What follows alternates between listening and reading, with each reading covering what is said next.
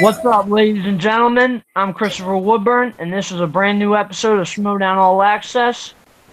I have my co-host here, runs the ones and twos, the villain himself, Haven Pendergast. What's cracking, bro? What's up, brothers? Chilling on a beautiful Sunday morning or Sunday afternoon. Ready to talk about some IG matches we witnessed this week. Yes, sir. And we got two newcomers joining the panel. First up, my main man, Grant, the comic book lad, Gregory. What's going on, brother? I'm glad to be here. With this new format, let's just see how everything goes, and let's have a nice chat. And last but certainly not least, a newcomer to the Reaction League, Caleb Boatman. What's cracking, Caleb? Oh, nothing much. Just ready to have a good time talking about some schmoedown. Absolutely. So let's dive in. Our first in this IG tournament, we had Mara Kanopik debuting, the amazing Mara, taking on Coy Jandrew, who's had some success in IG. Caleb, I'll go to you first. Like, what were your initial thoughts? Who were you picking to take this match? Well, yeah, going into it, I was like, I wasn't really sure because we obviously didn't know much about Mara. All I knew about her was that she was Dan Murrell's girlfriend, but that was it. So I was giving the slight edge to Jander because he had at least fought before, but I really had no idea what was going to happen. Okay, I can understand that. Grant? I went the complete opposite way. I've seen Koi in basically every sort of thing that he can do, and overall, I think while I enjoy watching, he's got a nice moustache, and as someone who has one, I can appreciate that. But as a competitor, I feel that he always tends to fall a bit short. And there was a lot of momentum riding in on Canopy, so I went with what everyone was saying. I went, yeah, I'll go with Canopy, and she didn't let it down, so I was happy with it. Yeah. Haven?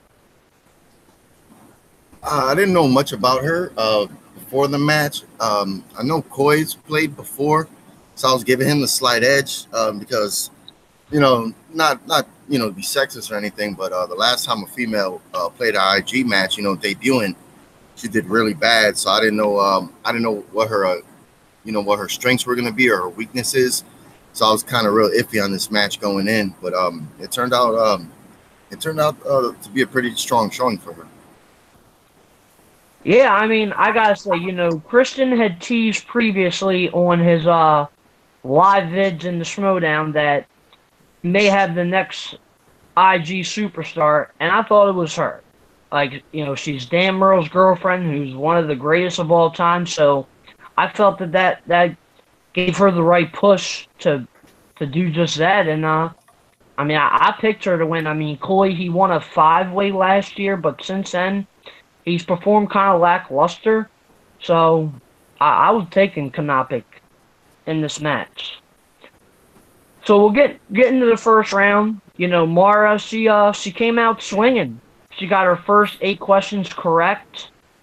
I mean, she missed on her last 2, while Coy, he struggled big time. He only got 3 questions right.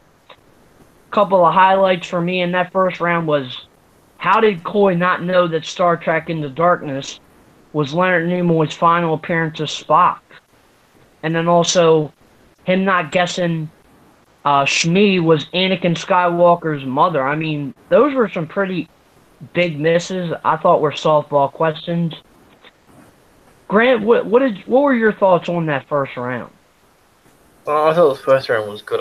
It always it's always funny when you have the 8-round versus the 10-round one, because if this was a normal Schmoedown style thing, her eight questions would have been perfect enough to get her an extra bonus point. But yeah, there was a couple of easy ones. I mean, Coy's has a habit of dropping questions every now and then. I didn't know the Shmee one myself, so I can't really comment too much on that. But I thought they were pretty fair questions overall, and yeah, I enjoyed them. So. Yeah. Caleb? Yeah, that first round was, yeah, I was just blown away about how good Mara was in that round, because I was just like, whoa, this is a player who had never played the schmoedown before, and she's just doing excellent. So I was just like, oh, that's great. And yeah, Jandrew, I was a little disappointed. I thought he would have done a little bit better in that first round. As far as that Star Trek question goes, I didn't really get that one. Because I forgot that he was in the Chris Pine version, so I thought it was Undiscovered Country was his last one. But yeah, overall, I thought Mara had a fantastic first round. Haven?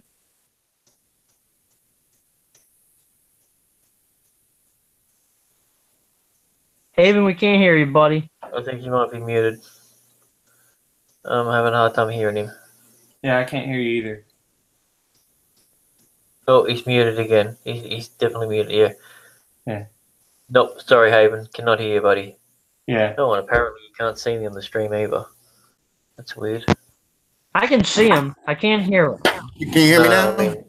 I can Yeah, hear now you, I hear Haven.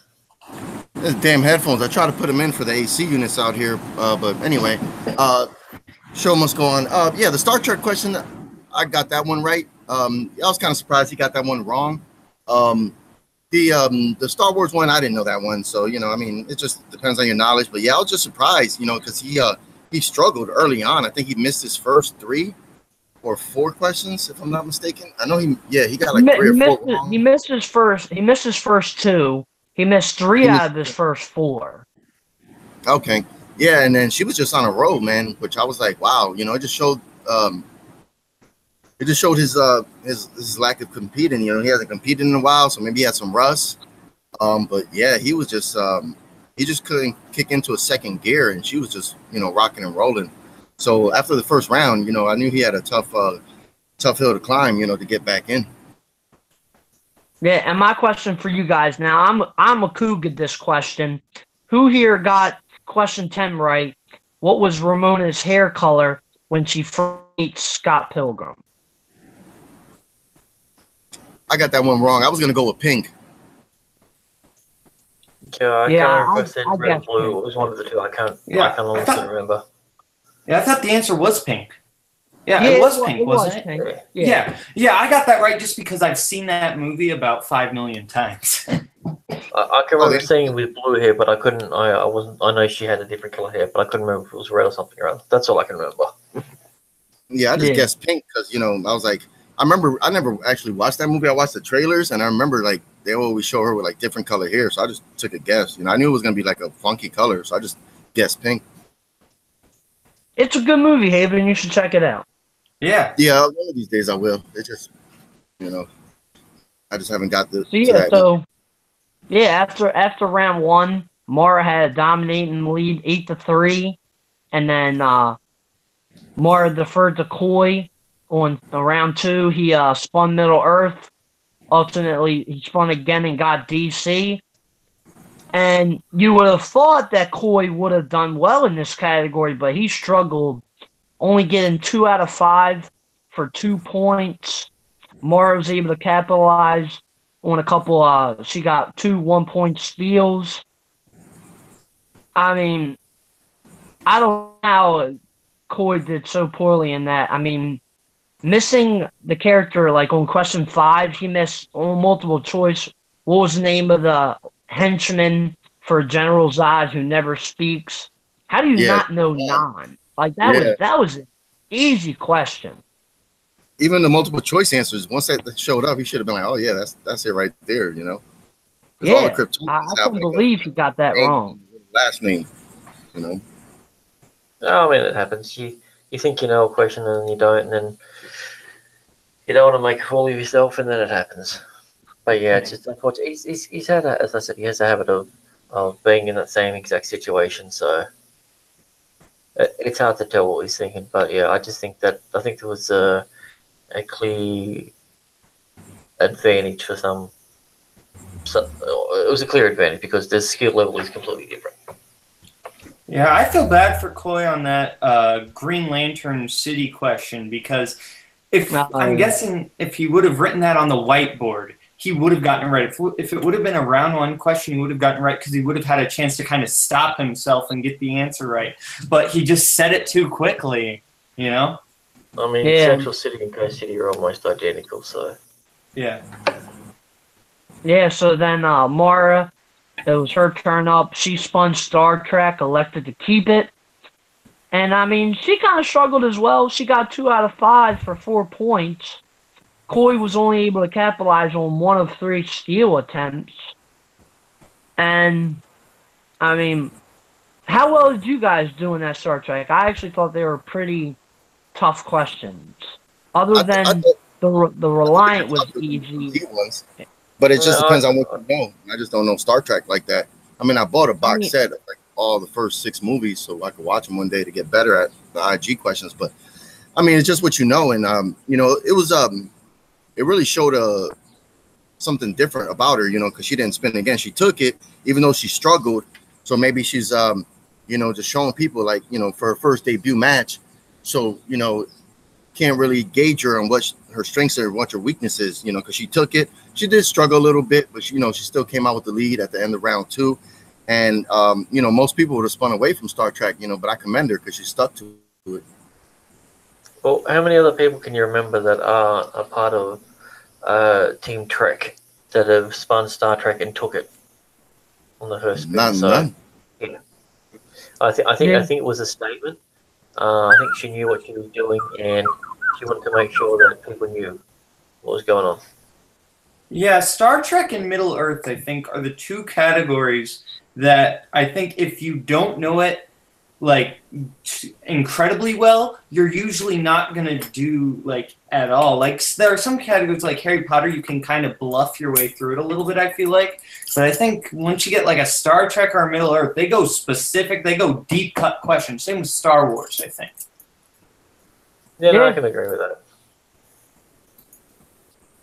So, yeah, so after round 2, Mara, she was in complete control of this match, up 14-6. She chose her numbers 1, 8, and 16, and then Coy went with 3, 15, and 5. Coy's 2-pointer was in the category Who Said It. It was name the character that said this quote in Attack of the Clone, "This party's over." I mean, I don't know how big of a fan Coy is of Star Wars, but Mace Windu, that was pretty easy, and he guessed Obi-Wan. Did you guys I'm in the same boat as well? I had no idea. My initial reaction was Obi-Wan. I couldn't have got that one right either. I didn't know. I had no guess. Yeah, I saw the prequels once, and I have no interest in watching them again. So, yeah, I can understand that. I remember that scene vividly. It's when Mace Windu, they show up on Geonosis to confront Dooku. Mace Windu puts the lightsaber to Jango Fett's neck and said, "This party's over." So I thought that was a pretty simple question. So then he misses that. So then we moved to his 3-pointer, which was in the category of Star Wars, and it was who was the character who tried to hotwire the door but ended up closing another door in Return of the Jedi. He stumbled a little bit getting there, but he finally got Han Solo to get that question. I would have been really shocked if he wouldn't have gotten that, but he came through. And then his 5-pointer, probably most people's toughest category was The Hobbit. It was named 2 of the 3 trolls that tried to cook and eat Bilbo and the dwarves in The Hobbit. I never would have known this, and Coy didn't either, and unfortunately, he lost the match. Mara got a 14-9 win via TKO. What were you guys' Caleb? What were your overall thoughts on the entire match? Yeah, overall, I think it's one of those matches that's not quite, memorable for the actual match, but for what it really sets up with Mara now going into round 2. And really, she's going to be one to watch out for. And really, it was just a fantastic debut from her. I think one of the best debuts we've seen this year from in any schmoedown league, I think. Yeah. Haven? Yeah, I totally agree with Caleb. You know, the match was pretty much forgettable. Besides just remembering as her debut match and her just kicking ass, and just to see her moving up in the tournament. But other than that, Coy, I like Coy. He's probably a great person in real life. It just wasn't his day, man. That 5 point question was hard as hell. I would never got that one, and I own that movie. I actually like the Hobbit trilogy. I got all three. I've watched them a couple times each, but I don't even know any. I don't know one of the damn trolls' names, let alone two. So that 5 pointer was a 5 point question. Oh, absolutely. Grant? I feel like she was robbed of her moment. I think if she had a better opponent, it would have been much better. She would have had that Bibiani moment, like when he first started, when it's like he scored so many points, everyone's like, "Oh my god!" But at the end of the day, she didn't score a lot of points, and that boils down to her opponent. Plain and simple. Yeah. So she did not get a lot wrong, but I think if she was able to get into that round 3 and had someone who could compete with her, everyone would be saying she's definitely the person to do, because she scored X amount of points in this. But that being said, there is nothing wrong with a KO. Yeah. So let's get into this post match. During Mara's interview, Kalinowski shows up for a brief couple seconds just to smile and nod.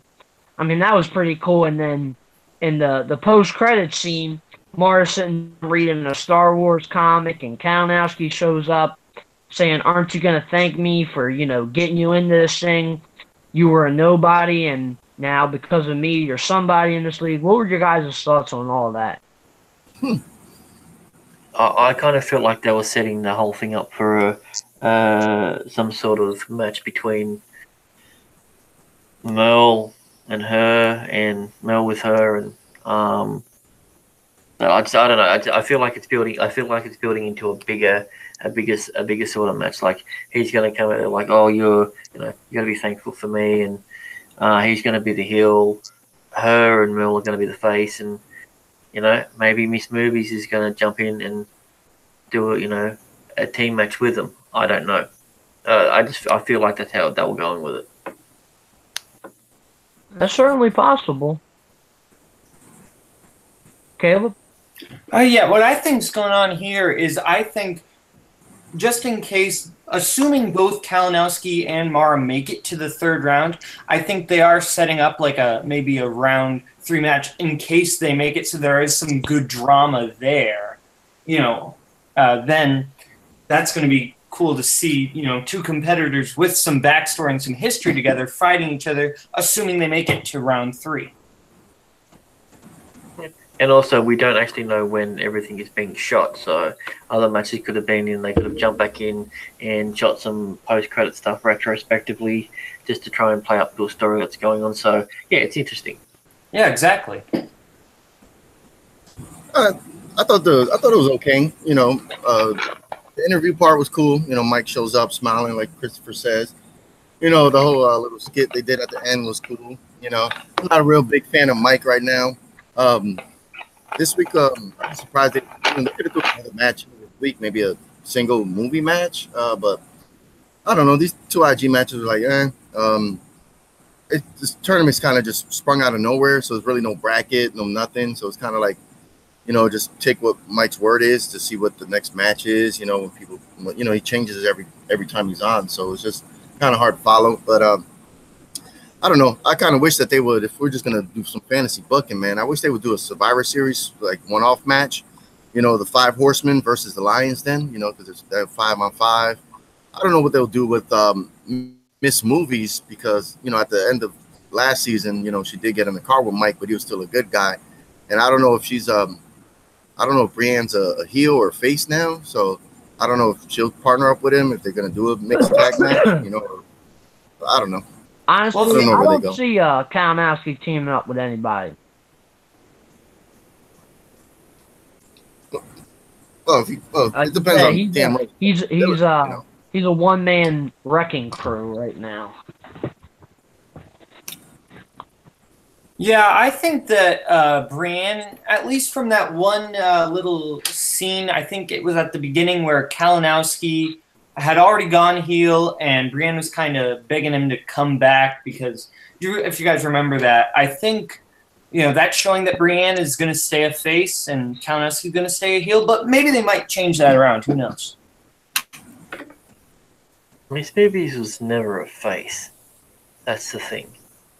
She was always a heel, and then she stopped competing, and then she won the the free for all, and then everyone's like, "Oh, she's the face of the league." She was never a face. She was always a heel. So that's why I think that's the way it's going to go. Well, she was a heel until last season. When she jumped in the car and she left Jay Washington's team before they called it the Viper Squad. So I thought maybe she turned face. We didn't really see much of her this season. The next thing you see, Kalinowski, he's turned heel. So if she's jumped across as a face and from a heel, and he's turned heel, did she turn him heel? True. Well, that's a good question. Yeah. Yeah, it's up in the air. She won the free for all, but other than that, she hasn't really been around, did any behind the scenes skits or anything to really show her what side she's on. And since she's left what is now known as the Viper Squad, that faction has only gotten stronger and stronger. Well, they had a little bit of a setback with Markia McCarthy, but Janine's been doing her He was thing. taking a jab. He wasn't being serious.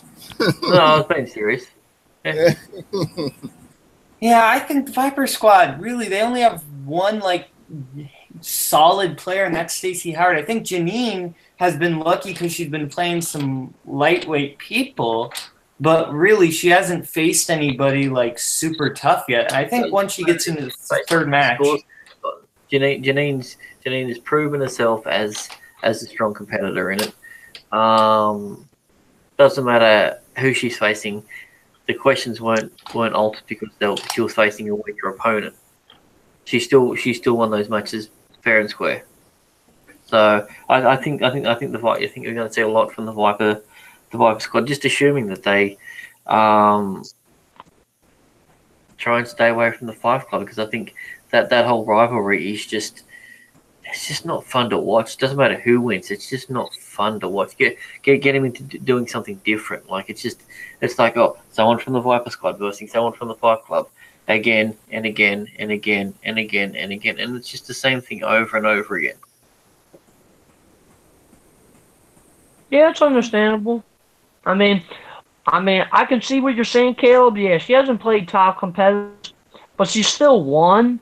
So she gets credit for that, and we'll see what her medal is. When they have that triple threat match with her, Stacey Howard, and Mark Andreyko. If she can pull out a victory there, then I think it's time for people to say that Janine is legit. I already believe she is. I'm a little partial because she started out in the Reaction League, and I love watching her in the schmoedown. That evolution of her has been awesome. But yeah, we'll see how she does at that triple threat match. Yeah, if she wins that triple threat match, then I will totally be convinced that she's not only just a great player, top tier player. I think at that point, if she can beat Stacey Howard and Andreyko, then I think she has a good chance of being at least getting a title shot. I think. Well, all right. We look who's in the match. Let's just say Stacey Howard wins that match. She's won 5 and lost 1. She hasn't got a title shot yet. That's ridiculous. She's lost to one person. Yeah, that was a KO, and it was a pretty bad KO in the tournament. But she's easily proved herself to be one of the best, female competitors, especially in the single league. So, not sure if it's a number 1 contender match because I don't know who a clear number 1 contender is, but throw that. Whoever wins that should be the number 1 contender. Well, Bibiani and Snyder will be playing pretty soon. I imagine probably sometime next month or August. July 10th. Oh, July 10th. Okay. Yeah. So next month. That and the winner of that will face Sam Levine, and then whoever wins between Stacey Janine and Mark, they then that I think gets a #1 contenders match after that. That works. All I right, can see well, that working. unless you guys have any more thoughts, we can move on to the next match. No? Okay. Well, another IG match in this tournament. We had Mark Don taking on Sean Gerber, who was a last-minute replacement for Robert Meyer Burnett. Now, I was really excited to see Burnett come back. You know, really cool guy. We chat often. But Gerber ended up taking a spot. And personally, for me, I was picking Gerber in an upset here. I mean, Donica's a strong competitor. You know, he won his first 2 matches, and then he ultimately lost to Inman for the championship. But Gerber, he was impressive in the free-for-all, and when I think of him, I think of could be a potentially great IG player, so I was picking him to get the upset. Haven, I'll go to you first. Who are you predicting would win this match? Well, like you said, he was the last-minute replacement. He even said himself that, you know, they called him and he just kind of showed up there. Yeah, he was impressive in the free-for-all, but, you know, that was movie questions. You know, so I don't think he's had a single match in IG, if I'm not mistaken, before. So I didn't know what his experience would be in that. And it kind of showed, like, he just, you know, it's one of those things where he just got there and just probably didn't have time to study. It showed. And, I mean, it was a good match, a good back and forth match, but I thought Dominic, I don't even know how to pronounce his last name. Monica. He just been on a roll, man. You know, I mean, he had that one stumble where he lost the title match, but you know, he's got Bobby Finstock with him, so you know, he's got Bobby Gucci, so you can't go wrong there. And then Ken was there, so the Lions then, you know, they had a presence, so you know, that was cool. You know, I always love the post and pregame interviews. Those guys are always funny as shit. Caleb? Yeah, I think that, I definitely was kind of split because I think both these competitors, you know, I mean, we've seen all throughout the Intergeekdom match with Eric Zipper and we saw with Mara that you can't really trust the fact that somebody hadn't played in the Intergeekdom before, that they're not going to do good because, you know, that we've seen those 2 players kind of make an upset there.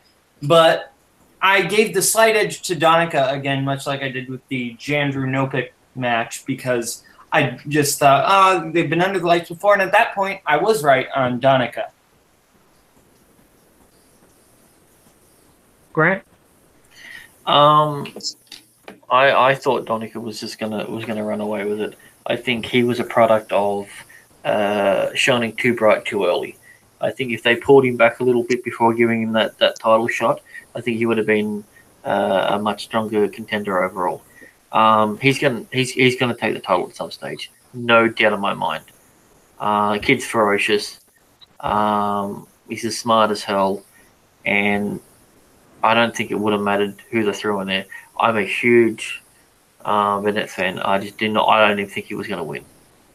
So I think the best thing that he could have done was not turn up to that match, because either way, I think it was going to end up the same way. Well, I mean, that's something we'll never know, probably. But unless they end up facing each other sometime in the future. But I like to believe that Burnett could have pulled out a victory. So yeah, in the first round, you know, Donica, he performed pretty well. Sean, he was kind of iffy. Donica had a 7-5 lead. What were your, Haven, I'll go to you. What were your thoughts on that first round? Oh, it was close. You know, it was a good back and forth. You know, the questions, there was a couple that I wouldn't have been able to answer, but like I said, Sean was trying to hang in there, you know, just being a last-minute replacement. So, you know, it was understandable that at the end of the first round that he was, you know, down. But, you know, he made us, you know, they both had a strong showing in the first round. Yeah, I can say for me personally, I would have struggled. I only got 4 out of those 10 questions right. They were actually pretty tough for me. Grant, how well did you do, and what were your thoughts on the first round? No, I really quite like the first round. I got 7 out of the 10. Didn't get the same ones as Donica got. Though, but yeah, it was I got the same score. So, yeah, it's good. I like to see ones that people that I'm like, oh, who would ever know that? And they come straight out with. I'm like, all right, I guess I need to do some more work. But you know, I questions for fair. I know some people I was watching in the chat. They got better than me, but we don't see them compete. So who knows if that's true or not? So Yeah. Yeah, I got 5 out of 10 right. I don't know if I got the exact same that Gerber did, but I did about the same he did in that first round.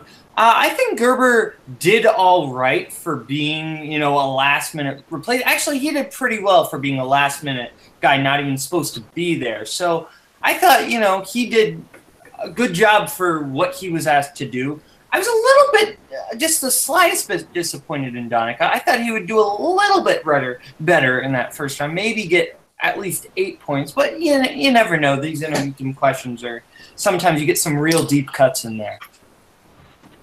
Oh yeah, I mean, like for me, the tale between these two matches this week, like in Mara and Coy's match, I got 9 out of 10. In this match, I got 4 out of 10. Like it was that big of a difference, just for me anyway.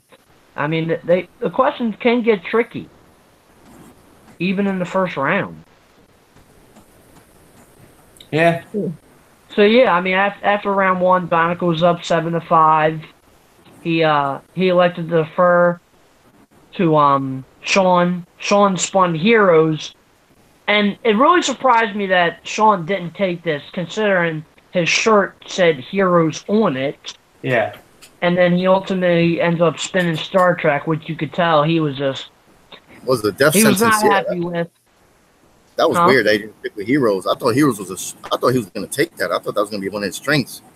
Yeah, I mean, he had a shirt that said Heroes on it. I couldn't believe he didn't take it. He did say in his post match interview that he said there was 2 Marvel categories and 2 DC categories, and he felt better getting those than he did with anything else there. So he took a gamble and went for those because, as he said, he was a late replacement and he just wanted to go for it.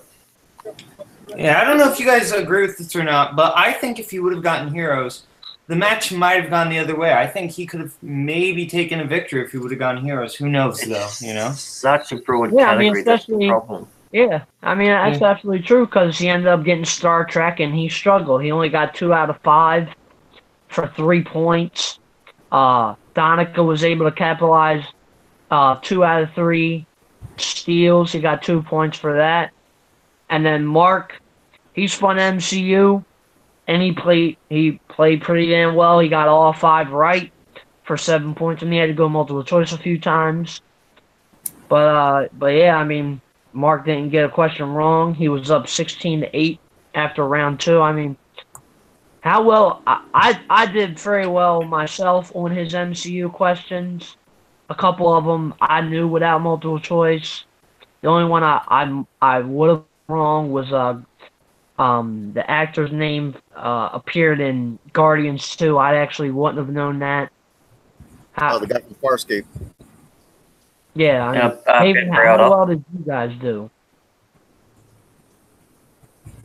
Yeah, I think I missed one, or I wasn't 100% sure because, but no, I thought those questions were, for me, much easier than the Star Trek questions. So. Yeah, absolutely.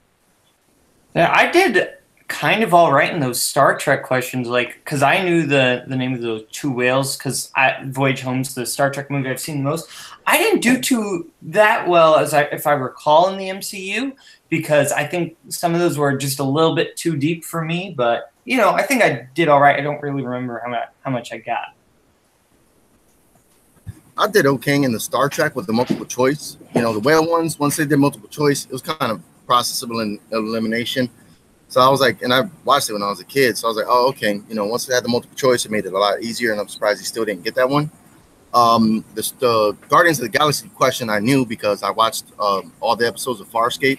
I binge watched all of those on Netflix, and I liked it. The guy, he was the only American on that show, and it was filmed like in a different place. So everybody else was from like Toronto or Britain. So it was cool seeing them in Guardians. So I knew that one. But yeah, it was Star Trek is just a killer, man. It shows even with multiple choice, man. It's just people always just run away, and that's why it killed me that he left Heroes. Like I thought he would have got that one and ran through that category. For him to turn away, I think that was a big mistake.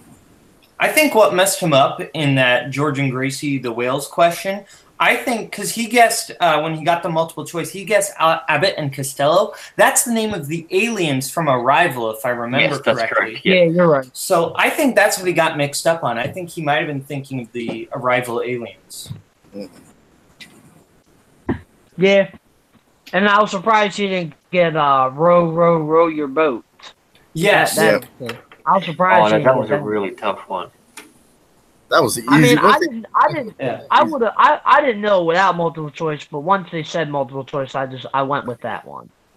Yeah. Sorry. Once they had multiple choice, I remember the scene, because I was like, yeah, that was straight cheese, singing that damn song in the movie. But yeah, I remember it because I think that's the moment where I was just like, no, thank you. I don't want to watch this anymore. This is stupid. I think that was the one William Shatner actually directed too, if I'm not mistaken. Yep, that's right. Straight freaking cheese. Yeah. So yeah, like I said, Mark was up 16-8 after round 2. Sean looked pretty much dead in the water. Mark picked his numbers 1, 9, and 8. Sean went 5, 2, and 11. His 2-pointer was for the category Indiana Jones. It was where his opening of Kingdom of the Crystal Skull opened up. He guessed India, but the answer was Area 51. I certainly wouldn't have gotten that. I think that was actually a tougher round, 2-point question than normal. And then Sean's 3-pointer, it was what X-Men character was given an interview when Mystique was in the bar. He finally got there. It was Beast, Hank McCoy. And then his 5-pointer, it was a tough question. I would have gotten it, but who plays the Scottish sharpshooter in Wonder Woman? The answer was Charlie, but Sean missed it, unfortunately. So Mark gets a 16-11 victory via TKO. I mean, Grant, what were your overall thoughts on the entire match? I was happy with the entire match. I think that last round, I think the way the question should have went was the opposite way around. I think the Charlie question was the easier one. Really? 3-pointer. I think 3-pointer was easier than Hank Beast question? Yeah, I thought that was. Oh, okay. You're talking to the comic book lad, so as soon as they said what it was, I knew what I thought. Man, didn't have to think about it, so I felt it was an easier question. So I did too. But with other people, what other people do, I don't know. So it works. But yeah, I think the whole, if they reversed the questions around, I think it would have made it easier. I think Charlie being one of the most, one of the most loved characters from that movie, sing for me, Charlie. Like it just, I don't know. I thought for a 5-point question, I thought that was a bit soft, but it did make a difference in the end. So you got TKO, and yeah, that's it. I mean, I like the fact that you get the questions like that, and yeah, that's just my thoughts. Haven? Yeah, it was a good overall match. The Charlie question was easy for me also because I wrote that question before myself. I actually wrote all 3 of those characters' names as questions, for when it came to a comic book question. So I knew that one, and I owned the movie. I watched it like 10 times. It's a good movie. So, I didn't know the actor's real name, but that they asked what his character's name was. So that was easy. I was like, oh, Charlie. The Area 51 question, the Indiana Jones one, I had no clue. I was thinking either the school or like a diner, because it went flashback, I think, to like the 50s or whatever, or wherever that shit took place. So I didn't know it opened at Area 51. So I thought that was a hard 2-pointer. The Beast question was easy, because he was the only one that was kind of like working with the White House staff. So he was on the news. So I'm glad he got that one. But both of these 2 matches this week, once they got to the third round, the other competitor in the league didn't have to answer any questions. So that was interesting. Yeah. Caleb? I didn't know that Crystal Skull question. I still haven't seen Crystal Skull because everybody talks about it like it's really not great, so I haven't seen that. It's the plague. What? The movie is like the plague. Yeah. X-Men. I got the X-Men one right because I love Kelsey Grammer as Beast. I think he's the only redeemable part of The Last Stand, so I remembered that. Yeah, I didn't get that 5-point question right. I remembered the guy's face, but because he's the dude from Train Spotting, but I didn't remember his name. Yeah, I mean that's fair. I mean, certain people it would be a tough question. I really like that film. I've seen it countless times, so like yeah. All right, so let's get into this. Unless you guys have any more thoughts on the match, get into this post-credits scene we got with Dan Merle. He was looking over old pictures, and then Snyder shows up holding Mjolnir, and they're going back and forth, and Snyder saying now that Merle's back, people think he's just gonna ransack the league again, which let's face it, he probably will. Yeah. I mean, Caleb, go to you. What were your thoughts on that post-credit scene? Well, I mean, it's great to see Merle back again. Anything that has Merle back is just the best because, we've really missed him as a presence in the league, so that's great. I think what they might be setting up a potential match between Snyder and Merle. I don't really know, but they might be setting that up. They might just wanted something nice to show Merle again. Who knows? Well, I mean, to answer that, if they are setting it up, I think it will be a little while. Now, Yeah. I mean, Snyder has his #1 contenders match against Viviani. Yeah. If he wins that, we're much further away from that match actually happening. Because, yeah, Merle, he's one of the greatest to ever do it, but now he's got to basically start fresh, and he's got to work his way back up. So that match might be a ways away. That's true. Haven? Yeah, I don't know where they're going with that because, like you said, the scheduling really showed them facing each other. It's like Dan is only there for probably limited dates.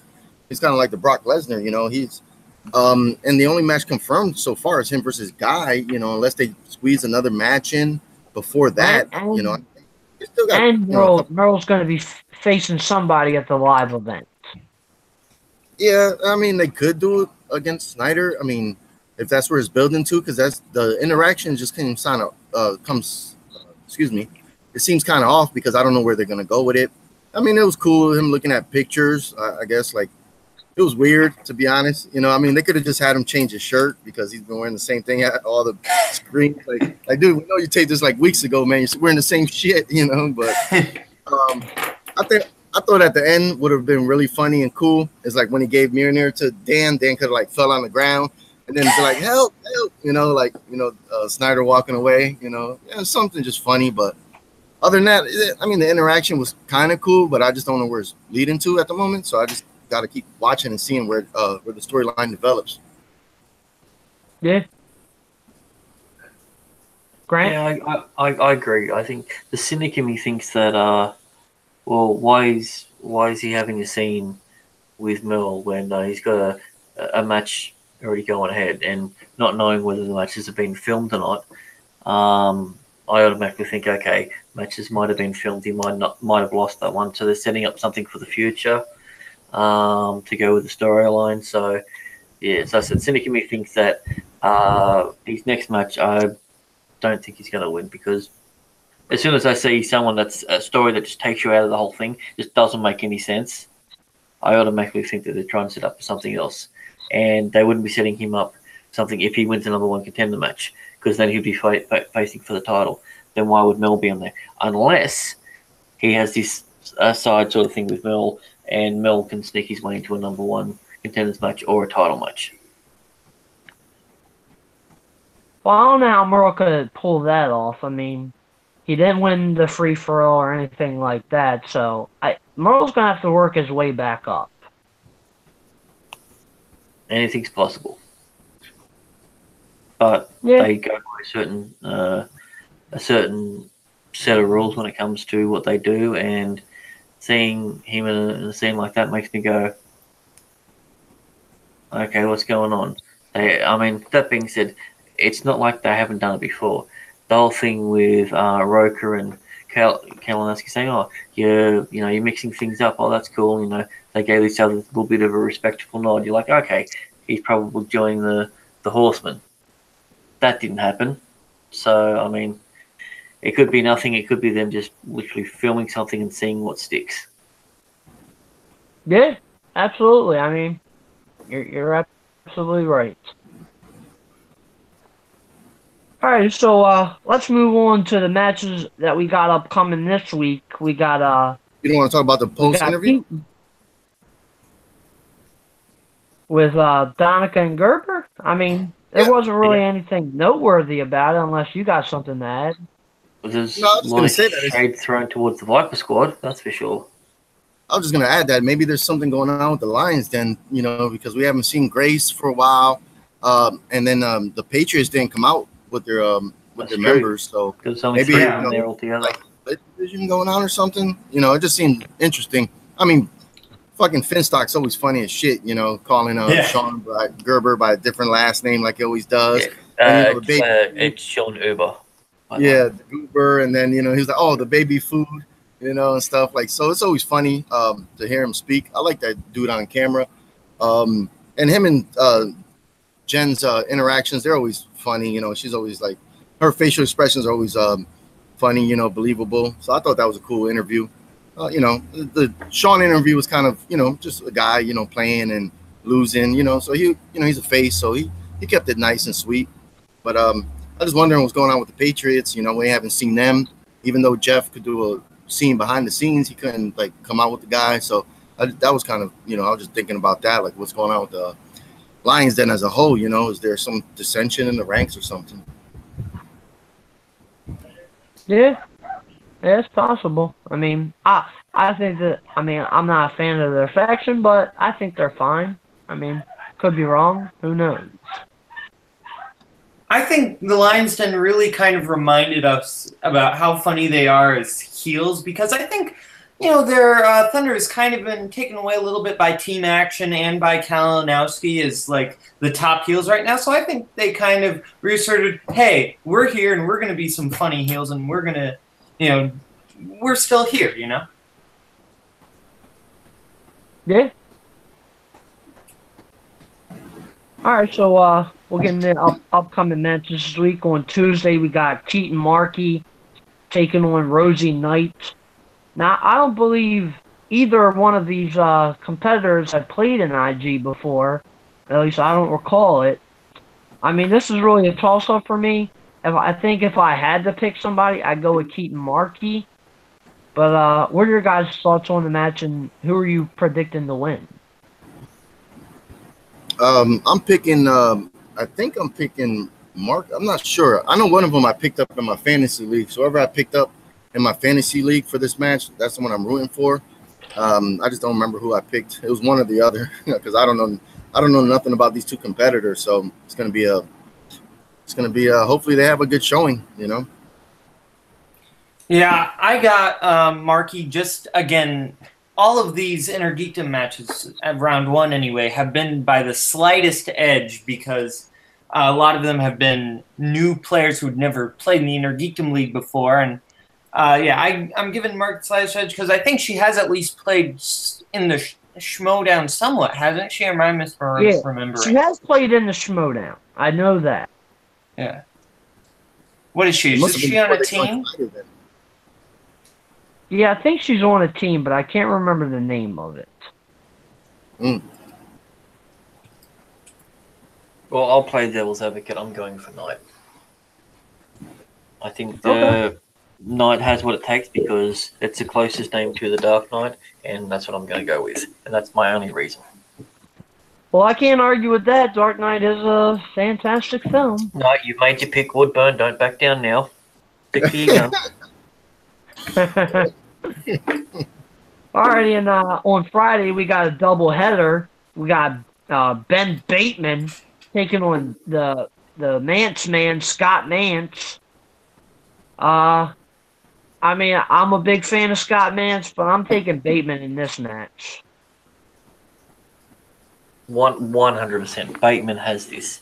Scott Mance is going to be taken out the pasture and then shot after this match because, this is going to be a bloodbath. I think Bateman's going to TKO him, and this what we saw the Mance versus Taroka, the big matches of the past, that's dead and gone. Bateman's the future. He's in probably one of the best tag teams that are around, and I think he's got this. Let's just hope he doesn't say Giancarlo Stanton again. Who's it on? Is it my thoughts or Caleb's? Speak freely. Yeah.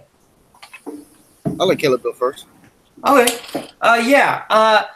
It pains me to say it because I love Scott Mance so much. I think everybody likes Scott Mance, but I have to give the edge to Ben Bateman. I think Mance just has kind of, every time I'm like, okay, I think maybe you have a chance, he's just kind of disappointed me. Even when he wins, like that Rudnick versus when he played Hal Rudnick, that was a disappointing match all around, I think, from everybody. But, I think... That's because he played Hal Rudnick. Yeah. But, I don't want to think it's going to be a TKO or a KO, but I think Ben Bateman's going to take this one. Yeah, I think everybody's rooting for Ben Bateman just because he's trying to get a single career going. Scott Mance hasn't played in a while, and even the last tag team match he played in, he just didn't seem focused. Surprisingly, because usually he's the stronger in the team. With him and Inman, but the last time they played, he just didn't seem like he was really into it. So I mean, he's very knowledgeable. So you can't sleep on him. For all we know, he could fucking mop the floor with Ben Bateman, But I really hope Ben Bateman wins to further, just further his push as a single competitor.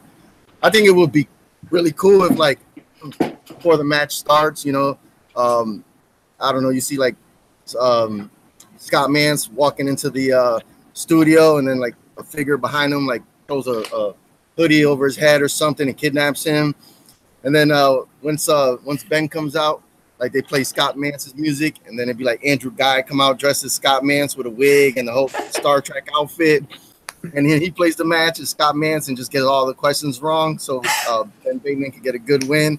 And then at the very end, before it goes off air, you see Scott Mance tied up, in a room somewhere, just like yelling for help or some shit, just to have fun. I don't know, because if they go one-on-one, I think I want to root for Ben, but I think at the end, I think Scott, if he has his heart into it, I think Scott will win.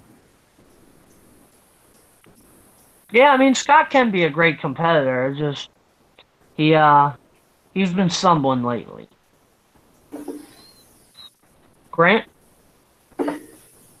Oh wait, you already went. I get my opinion straight off the bat. Our second match, the undercard is kind of funny, taking on Funhouse. Now, I don't recall either of these teams competing before, so I believe they're both debuting. Correct me if I'm wrong. No, they haven't played. Yeah, I didn't believe so. So I don't know anything about these teams, so I think on the surface I'll just pick kind of funny because I like that name. I picked Funhouse just because I drafted him yesterday in my Friday. I drafted him in my fantasy league. Then I got kind of some slack because they were like, "Oh man, you probably watched the match on Patreon," so and I was like, "No, I promise I didn't watch the match." Some people did already. I don't know either team. I just picked Funhouse, because they look like they're knowledgeable from the picture I've seen. So I don't know. I really don't know what to expect from either one. I don't know. I don't know much. I don't know anything about these two teams. So hopefully they're knowledgeable and funny and good competitors. Yeah, I barely know. Like everybody, I don't really know much about either team. I'm giving the slight edge to Kind of Funny because I believe, and I might be wrong, but Nick Scarpino, who's played in the singles league before, I think he's on Kind of Funny. Maybe I'm wrong about that, but actually, you're Yeah, right. I completely forgot about that. Yeah, I think he's the only. Yeah, you're right. I think he is on that team. That's the only one I looked at. I tried to get both of the teams, so I could get points in fantasy, but I couldn't get them. I didn't want to drop Shire Wolf, so Yeah, that'd be a big mistake. Yeah. One thing, Keaton Markey has not played on a team, but she has played in the Inner Geekdom before. She was in the 5-way where Donica first played. Oh, that's right. I totally forgot about that. Good catch. Grant? I'm going to refrain from talking this one because I already know the outcome. Oh. So. Okay. Oh, look at Let's Mr. say Big the team- Time Patreon account. Let's just say the team that I picked did not win. And I won't say who it is. But the one that I was pretty certain was going to win did not. Okay, understood. Yeah. Well, unless you guys have any additional thoughts, I think that pretty much wraps us up for this week.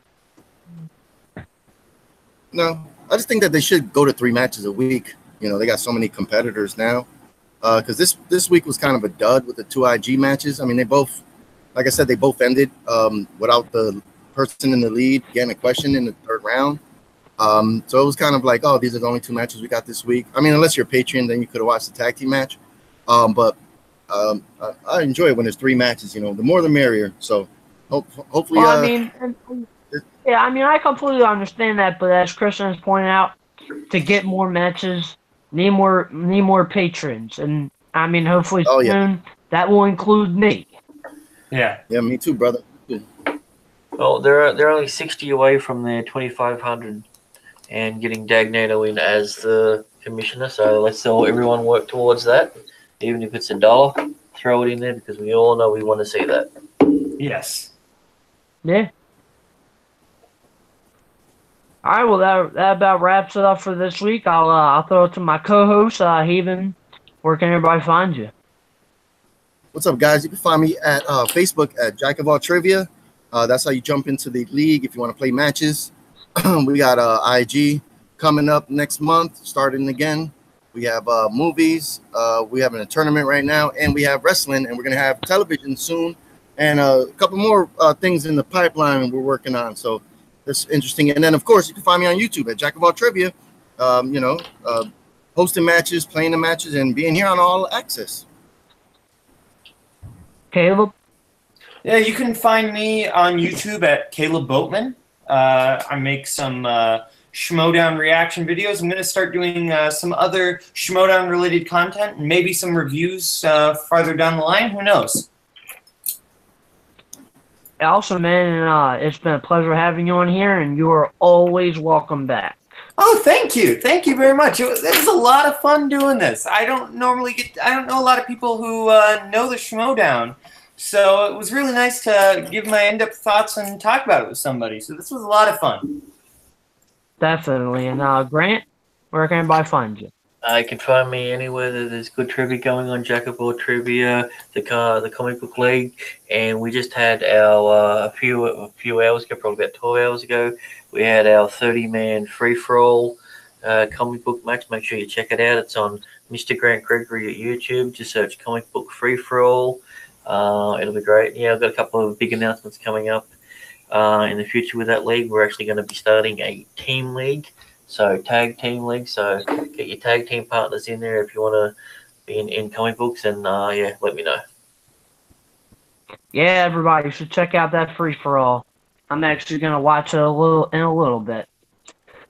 And you can find me on YouTube at Christopher Woodburn, Twitter Chris Woodburn 83, Facebook Christopher Michael Woodburn, and if you do showdown reactions, trailer reactions, come join the MTS Fan Reaction League. It's a lot of fun.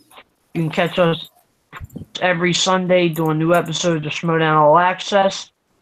So until next week, for Haven, Caleb, and Grant, peace.